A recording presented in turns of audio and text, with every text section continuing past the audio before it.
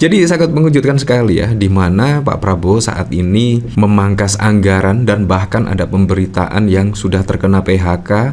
Tetapi yang cukup unik, tiba-tiba Bang Deddy Corbuzier malah menjadi utusan khusus Menhan. Ini juga sangat mengejutkan sekali. Nah, yang cukup unik ya kalau kita lihat dari sini, wah, ketika Pak Prabowo pusing lah setidaknya memikirkan efisiensi anggaran dan lain sebagainya, Wapres Gibran malah boyong barbershop profesional, Gibran gelar rahasia ganteng.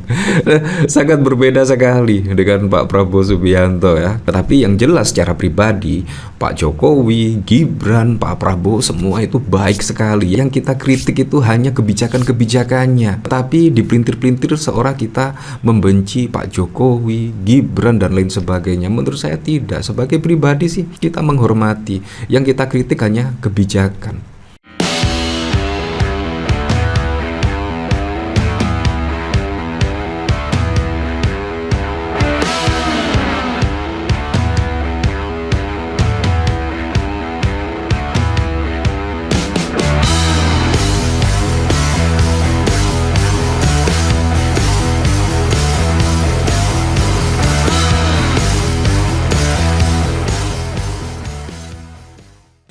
Memang agak lucu sekali ya. Pada saat lalu memang ada efisiensi anggaran dan bahkan pemangkasannya pun sangat luar biasa sekali, hingga 306 triliun. Pemangkasannya itu pun ya kalau kita lihat dari pemberitaan itu bahkan ada yang mencapai 90%, termasuk ATK, percetakan, dinas dan lain sebagainya. Nah, yang dipangkas itu seharusnya tidak terdampak bagi para pegawai. Tapi ini sangat mengejutkan, pada saat lalu juga viral ya, terutama di RRI. Bahkan ada karyawan yang di PHK pada saat lalu, dan bahkan tidak hanya satu ya, bahkan ada 2 dan seterusnya. Nah, bahkan yang cukup unik pada saat lalu juga dikomentari oleh Gerindra.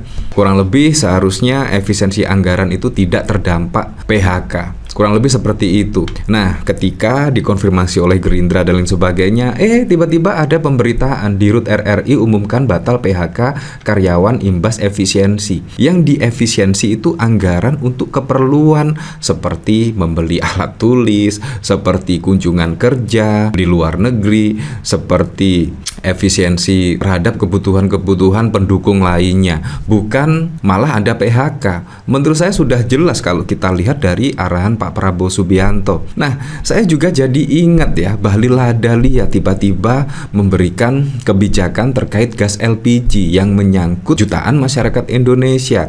Belum ada sosialisasi dan lain sebagainya. Nah, akhirnya juga berdampak kepada masyarakat. Bahkan masyarakat pada saat lalu juga bingung mencari gas LPG 3 kg. Hampir mirip-mirip sih seperti ini ya. Tiba-tiba 3 bulan langsung ada pemangkasan anggaran yang cukup fantastis. Otomatis lah semua juga bingung kemungkinan ya. Waduh, ada anggaran yang dipotong sedemikian besar. Wah, enaknya di PHK saja lah dan lain sebagainya. Kemungkinan pemikirannya seperti itu. Jadi memang harus ada sosialisasi yang cukup lah setidaknya, biar tidak ada kegaduhan seperti ini. Masa sih baru 3 bulan sudah membuat kehebohan seperti ini, dan bahkan ada pemberitaan yang menyebut perlintasan rel kereta api bahkan juga tidak ada yang menjaga karena dampak efisiensi anggaran dan lain sebagainya. Ini juga sangat mengejutkan sekali. Dan bahkan kalau kita lihat dari sini ya, yang cukup mencengangkan, selain KY, MK juga terancam gagal bayar gaji hakim PNS terdampak pemangkasan anggaran. Ini juga sangat mengejutkan. Seharusnya efisiensi yang dimaksud oleh Pak Prabowo Subianto itu ya tidak terdampak lah bagi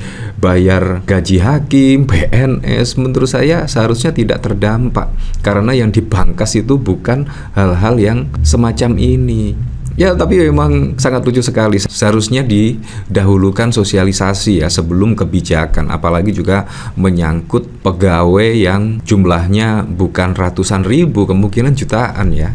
Nah, kalau kita lihat dari sini kan sangat lucu sekali. Tiba-tiba di Rut RRI umumkan batal PHK karyawan imbas efisiensi. Ini kan lucu. Ada apa? Berarti kan ada miskomunikasi. Bagaimana Pak Prabowo untuk berpikir yang lainnya, mengejar para koruptor misalnya? Kebijakan efisiensi saja bahkan banyak yang salah menafsirkan dari kebijakan Pak Prabowo, apalagi untuk mengurus yang lainnya seperti pemberantasan korupsi, membuat perundang-undangan perampasan aset dan lain sebagainya. Pasti juga akan terganggu lah setidaknya dengan imbas dari efisiensi anggaran seperti ini. Bahkan banyak yang miskomunikasi ya, mispersepsi dengan apa yang disampaikan terkait efisiensi anggaran dari Pak Prabowo Subianto. Nah, bahkan kalau kita lihat dari sini ya, Gerindra ada oknum salah artikan efisiensi sebagai PHK. Apalagi kalau kita lihat dari sini ya, ini juga akan berdampak, bisa saja ada PHK juga mengancam ya. Bahkan bayar gaji hakim PNS terdampak pemangkasan anggaran. Nah, saya juga penasaran sih, pemangkasan anggaran yang dilakukan pemerintah berdampak signifikan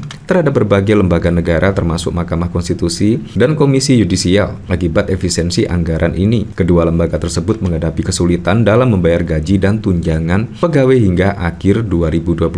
Mahkamah Konstitusi MK terkena pemangkasan anggaran sebesar 226 miliar yang menyebabkan keterbatasan dalam distribusi pembayaran gaji pegawai. Sekjen MK Heru Setiawan menyampaikan bahwa akibat dari pemangkasan ini, gaji dan tunjangan pegawai MK hanya mampu terdistribusi sampai Mei 2025.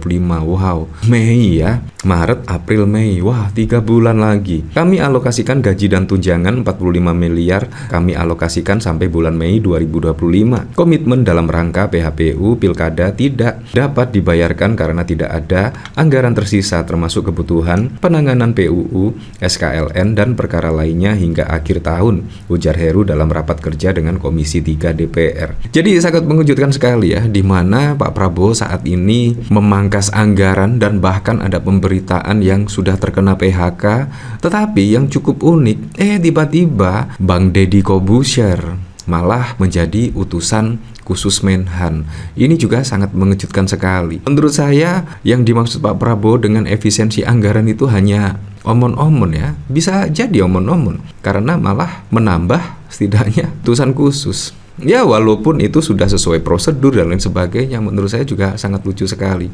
Beda dengan negara-negara lainnya ya, memangkas kementerian dan lembaga. Tetapi kalau kita lihat, sangat berbanding terbalik. Kementerian dan lembaga di pemerintahan Pak Prabowo Subianto sangat wow sekali ya. Dan bahkan kementerian pada saat lalu, waduh, mencapai puluhan, bahkan lebih besar dibanding Pak Jokowi. Ini juga sangat lucu sekali di tengah efisiensi anggaran. Nah, ini juga harus dikritisi ya. Nah, bahkan yang cukup unik lagi ya, Dasko bahkan meminta tunda pembahasan efisiensi. Wah, ekonom tanda ada ketidakseimbangan penyisiran anggaran. Ya memang penyisiran anggaran itu sangat sulit sekali ya. Ya kalau kita lihat Pak Prabowo memang sangat detail sekali ya dalam menyisir anggaran. Bahkan mencapai satuan ke-9. Kemungkinan yang lainnya belum tentu bisa ya menyisir anggaran sedetail seperti Pak Prabowo Subianto. Jadi memang harus ada sosialisasi yang matang lah terkait penyisiran anggaran, terkait efisiensi yang dilakukan oleh Pak Prabowo, karena efisiensinya di pemerintahan Pak Prabowo tidak tanggung-tanggung, malah sangat wow sekali lah. Kemungkinan baru di era Pak Prabowo ini ya, efisiensi anggaran besar-besaran, tetapi kementerian semakin menjadi-jadi, kurang lebih seperti itu. Nah, yang cukup unik ya kalau kita lihat dari sini, wah, ketika Pak Prabowo pusing lah setidaknya memikirkan efisiensi anggaran dan lain sebagainya, Wapres Gibran malah boyong barbershop profesional, Gibran gelar rahasia ganteng. Sangat berbeda sekali dengan Pak Prabowo Subianto ya, sangat berbeda. Seharusnya Gibran itu setidaknya seharusnya bisa sebagai wakil presiden itu memikirkan terkait hal inilah, terkait efisiensi, terkait bagaimana caranya masyarakat bisa mendapatkan lapangan pekerjaan yang cukup seperti janji-janjinya pada saat kampanye yang lalu, 19 juta lapangan pekerjaan. Ya seperti hilirisasi digital dan lain sebagainya. Ya seharusnya Gibran juga bisa mempertanggungjawabkan atau merealisasikan janji-janjinya kampanye pada saat lalu. Bukan hanya gimmick-gimmick seperti ini, rahasia ganteng lah, bagi-bagi susu, tetapi kita kembalikan lagi ke masyarakat lah menilainya seperti apa. Tetapi yang jelas secara pribadi, Pak Jokowi, Gibran, Pak Prabowo, semua itu baik sekali. Yang kita kritik itu hanya kebijakan-kebijakannya, tapi dipelintir-pelintir seorang kita membenci Pak Jokowi, Gibran, dan lain sebagainya. Menurut saya tidak. Sebagai pribadi sih kita menghormati, yang kita kritik hanya kebijakan.